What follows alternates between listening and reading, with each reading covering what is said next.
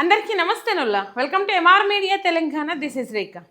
కేతనపల్లిలో BRS party నాయకులు ఇట్లా దాడి చేసిర్రు అట్లా దాడి చేసిర్రు అని చెప్పేసి ప్రెస్ మీట్లు పెట్టిరు. పోలీసు వాళ్ళు ప్రెస్ మీట్లు పెట్టి మరీ చెప్పిరు.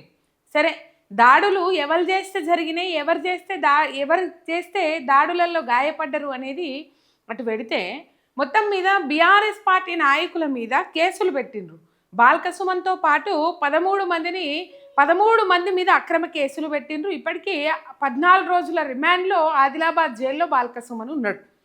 రైట్, ఇదంతా లొల్లెందుకు లేచింది, ఇదంతా లొల్లెందుకు అయింది అంటే, కేతనపల్లి మున్సిపాలిటీలో బీఆర్ఎస్ పార్టీ ఎక్కువగా మెజార్టీ స్థానాలు సంపాదించినప్పటికి కూడా, మెజార్టీ వార్డులను బీఆర్ఎస్ పార్టీ కైవసం చేసుకున్నప్పటికి కూడా, ఎట్లా పెట్టి నేను కేతనపల్లి మున్సిపల్ చైర్మన్ పీఠాన్ని కైవసం చేసుకోవాలని చెప్పేసి గడ్డం వివేక్ వెంకటస్వామి ఎత్తుకు పై ఎత్తులు కట్టుకుంటూ పోయిండు. ఇక్కడ ఎత్తులేసింది ఎవరు లేరు, కానీ ఆయన పై ఎత్తుల మీద ఎత్తులు వేసుకుంటా ఆయన ఏదో ప్రయోగాలు చేసిండు. ఈ ప్రయోగాలు చేసి ఈ లొల్లి చిలికి గాలివానైనట్టు పెద్దగా ఇప్పుడు అధికార పక్షం ఎవరు ఉంటే వాళ్ళకు అడుగులకు మడుగులొత్తుతా ఉన్నారు పోలీసు వాళ్ళు. మనం చూస్తూ ఉన్నాము, ఖమ్మంలో పాపము 4 జిల్లాల పోలీసులను అక్కడ చుట్టూత మొహరింపజేసి ఆ ప్రాంత ప్రజలు ఎవరైతే ఉంటారో, భూదాన భూములు ఏవైతే ఉన్నాయో ఆ భూదాన భూములలో పేదలకు పంచబడ్డ భూములు అవి, వాళ్ళకు పట్టాలు ఉన్నప్పటికి కూడా వాళ్ళ భూములని ఎలా కొల్లగొట్టాలని చెప్పేసి ఖమ్మం మంత్రుల కన్ను పడితే పోలీసులు వాళ్ళ అడుగులకు మడుగులొత్తుతా ఉన్నారు. వాళ్ళు ఏది చెప్తే గది చేస్తూ ఉన్నారు. అధికార యంత్రాంగం ఏది చేస్తే చెప్తే గది చేస్తూ ఉన్నారు. రైట్, చాలా సందర్భాలలో ఇది చూస్తూ ఉన్నాం. పోలీసు వ్యవస్థను దుర్వినియోగం చేస్తూ ఉన్నాడు రేవంత్ రెడ్డి. పోలీసు వ్యవస్థను అడ్డం పెట్టుకొని ఏమేమో కార్యక్రమాలు, ఏమేమో ప్రయోగాలు చేస్తూ ఉన్నారు కాంగ్రెస్ పార్టీ నాయకులు. అది మనకు తెలుసు, ఇప్పటికీ మనం చూస్తూనే ఉన్నాం, మనకు అర్థమవుతానే ఉన్నది. రైట్, మొత్తం మీద కేతనపల్లిలో అడ్డంగా దొరికిపోయిండు గడ్డం వివేక్ వెంకటస్వామి. ఆయన భాగవతం అంతా బయటపడ్డది. ఆయన దేనికోసం చేస్తుండ్రు, ఏం కథ అనేది మొత్తం బయటపడ్డది. ఒక్క సబ్స్క్రైబ్ చేసుకొని సపోర్ట్ చేయండి. మీ ఒక్క సబ్స్క్రైబ్ నాకు ఎంతో బలాన్ని ఇస్తుంది. మొత్తం వీడియోలో వివరాలన్నీ చెప్పుకుందాం. రైట్, కేతనపల్లిలో బాల్క సుమన్ మీద అక్రమ కేసు పెట్టి అరెస్టు చేసి జైలుకు పంపించిన తర్వాత చాలా మంది మండిపడ్డారు. మాజీ మంత్రి హరీష్ రావు గారు బాల్క సుమన్ను కలిసి వచ్చిన తర్వాత ప్రెస్ మీట్ పెట్టిండ్రు.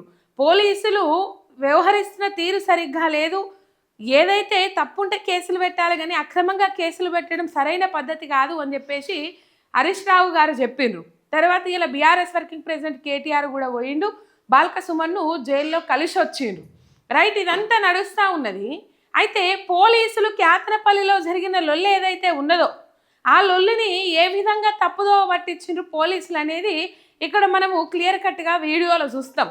ఎంతమంది కాంగ్రెస్ కార్యకర్తలు ఉన్నారు, ఎంతమంది బీఆర్ఎస్ కార్యకర్తలు ఉన్నారు అని చెప్పేసి.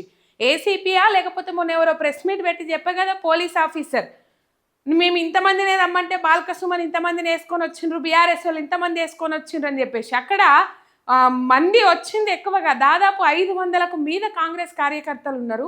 బీఆర్ఎస్ కార్యకర్తలు అక్కడ 50 మంది కూడా లేరు. ఈ మున్సిపల్ ఆఫీస్కు కొన్ని కిలోమీటర్ల దూరంలోనే వాళ్ళు వచ్చిన కాంగ్రెస్ పార్టీ నాయకులు వచ్చిన కార్లు ఏవైతే ఉన్నాయో ఆ కార్లను అక్కడే పెట్టి రమ్మని చెప్పేసారు పోలీసు వాళ్ళు. అంటే ఆ కార్లు వస్తే ఇంక ఇబ్బంది ఉంటుంది కాబట్టి మీ కార్లు అక్కడనే పెట్టి మీరు రండి, గుట్టు చప్పుడు కాకుండా రండి అని చెప్పేసి అధికార పార్టీ నాయకులు అడుగులకు మడుగులొత్తిండ్రు. రైట్, ఎవరైతే బీఆర్ఎస్ కౌన్సిలర్లు ఉన్నారో వాళ్ళు ఎవరైతే మొగ్గు చూపుతలేరో, ఒక్కొక్క కౌన్సిలర్కు దాదాపు ఇప్పుడు 3 కౌన్సిలర్లు కావాలి, బీఆర్ఎస్ పార్టీ నుంచి అమ్ముడు పోవాలి, వీళ్ళు పైసలకు లొంగుతలేరు, భయభ్రాంతులకు గురి చేస్తూ ఉన్నారు, ఇండ్లు కూలగొడతామని చెప్తా ఉన్నారు, మిమ్మల్ని ఇక్కడ బతకనివ్వమని చెప్తా ఉన్నారు. భీమాగౌడ్ బీఆర్ఎస్ కౌన్సిలర్ భీమాగౌడ్ చూసినాం మనం. భీమాగౌడ్ ఇల్లును ఇన్ని రోజులు లేనిది ఇప్పుడే సింగరేణి భూములు అని చెప్పేసి ఆయన ఇంటి చుట్టూ ఉన్న ప్రహరీ గోడ అంతా కూలగొట్టి టెంట్ హౌస్ సామాన్లు ఏవైతే ఉన్నాయో అవి చిందరమందర పడేసి పోయిండ్రు. సింగరేణి అధికారులు అక్కడికి వచ్చిండ్రు. మరి 10-12 ఏళ్ళ నుంచి అక్కడనే ఉంటుర్రట వాళ్ళు. అప్పటి నుంచి ఇప్పటిదాకా లేనిది ఇప్పుడు ఈ 2 ఏళ్ళ పొద్దులో లేనిది కౌన్సిలర్గా గెలిచినాకనే ఈ సమస్య తలెత్తిందా అంటే ఇక మరి కాంగ్రెస్ పార్టీ నాయకులకే తెలవాలి, సింగరేణి అధికారులకే తెలవాలి. రైట్, మొత్తం మీద సింగరేణి అధికారులు ఎవరైతే వచ్చిరో వాళ్ళు అక్కడ కూలబట్టిపోయినరు పోలీసు పహారా మధ్య. వాళ్ళని భయభ్రాంతులకు గురి చేసి వాళ్ళని ఇబ్బంది పెట్టి వాళ్ళను నానా రకాలుగా ఇబ్బంది పెట్టి వాళ్ళను ఇటువైపు మలుపుకోవడం అనేది గడ్డం వివేక్ వెంకటస్వామి వేసిన ప్లాన్. రైట్. బాల్క సుమన్తో పాటు 13 మంది మీద అక్రమ కేసులు పెట్టిన అవి చాలే అన్నట్టు కోవలక్ష్మి మీద ఇయ్యల్లా ఇంకో 3 మీద అక్రమ కేసులు పెట్టిండ్రు. ఎందుకంటే కాపాడుకుంటున్నారు కదా బీఆర్ఎస్ పార్టీ నాయకులు. ఈ బీఆర్ఎస్ పార్టీ కౌన్సిలర్లు ఎవరైతే ఉన్నారో వాళ్ళని కాపాడుకుంటున్నారు కదా. వాళ్ళకి ఏ బాధ వచ్చినా వాళ్ళకి ఏ కష్టం వచ్చినా వాళ్ళు చెప్పుకుంటున్నారు కదా. రైట్. మొత్తం మీద మనం చూసినట్లయితే మహిళా కౌన్సిలర్ల మీద అసభ్యంగా ప్రవర్తించిన వదిలిపెట్టి, దాడులకు తెగబడ్డలను వదిలిపెట్టి, దాడులు చేయడానికి ముందటికొచ్చిన వాళ్ళని వదిలిపెట్టి, దాడులకు ప్రేరేపించిన వాళ్ళని వదిలిపెట్టి, ఇక్కడ దాడిలో గాయపడ్డోళ్ళ మీద కేసులు పెట్టి, అక్రమ కేసులు పెట్టి జైల్లో నిర్బంధించడం ఎంతవరకు కరెక్ట్ అనేది తెలంగాణ ప్రజలు ఆలోచన చేయాలి. వీళ్ళ ప్రెస్ మీట్ పెట్టి చెప్పినంత మాత్రాన నిజం అబద్ధం అయిపోదు, అబద్ధం నిజమైపోదు. నిజం నిలకడ మీద తెలుస్తుందని ఎందుకంటారు? అబద్ధం చెప్పులేసుకొని ఊరంతా తిరిగేలోపు, నిజం చెప్పులేసుకొని బయటికి వెళ్ళేలోపు అబద్ధం హెలికాప్టర్ వేసుకొని ఊరంతా తిరుగుతుందని చెప్పేసి ఉట్టిగానే రాలే. కానీ ఆ నిజం బయటకు వచ్చినాడు అబద్ధం ఏడ దాచుకుంటుంది? అబద్ధం ఆడిన వాళ్ళు ఎక్కడ దాచుకుంటారు? ఎక్కడ దాచుకున్న దాగరు కదా, బయటకు వస్తుంది. కాకపోతే ఏందవుతుందంటే ఆ అబద్ధం ఎవరి మీదనైతే పడ్డదో వాళ్ళు నింద మోస్తారు. అది ఎప్పటికీ మచ్చే ఉంటుంది. రైట్. మొత్తం మీద పెద్ద ఎత్తున కాంగ్రెస్ కార్యకర్తలు ఈ సిపిఐ అండ్ బీఆర్ఎస్ కౌన్సిలర్లు ఎవరైతే ఉంటారో వాళ్ళ మీదకి, అండ్ బీఆర్ఎస్ సిపిఐ శ్రేణులు ఎవరైతే ఉంటారో వాళ్ళ మీదకి దాడికి వచ్చిండ్రు. ఆ వీడియో చూడరు, మీకు అర్థమవుతుంది. ఈ వీడియో ఆ వీడియోని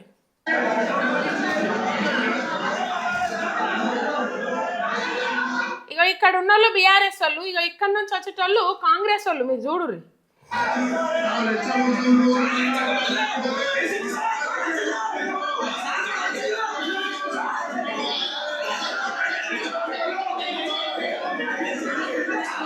ఆల్రెడీ బాల్క సుమన్ ఎప్పుడు జరిగింది ఏసీపీ వెంకటేశ్వర్లకు అంతకంటే ముందుగాలనే వాళ్ళు కావాల్సుకొని రెచ్చగొడుతుండ్రు. వాళ్ళు కావాల్సుకొని రెచ్చగొట్టడానికి ముందరికి వస్తుండ్రు. వాళ్ళు దాడులు చేయడానికి వస్తుండ్రు.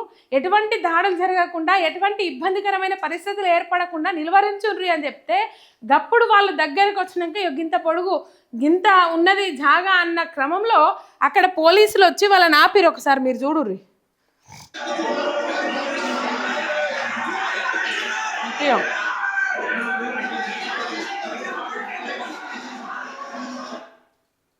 రైట్. వాళ్ళని దాడికి వచ్చేటోళ్ళేమో 500కు మీద ఉన్నారు కార్యకర్తలు, కాంగ్రెస్ కార్యకర్తలు.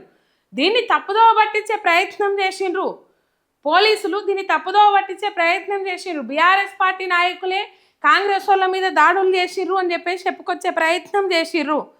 రైట్. మొత్తం మీద 50 మంది కూడా లేని బీఆర్ఎస్ కార్యకర్తల మీద విచక్షణారహితంగా దాడి చేసిరు కాంగ్రెస్ కార్యకర్తలు.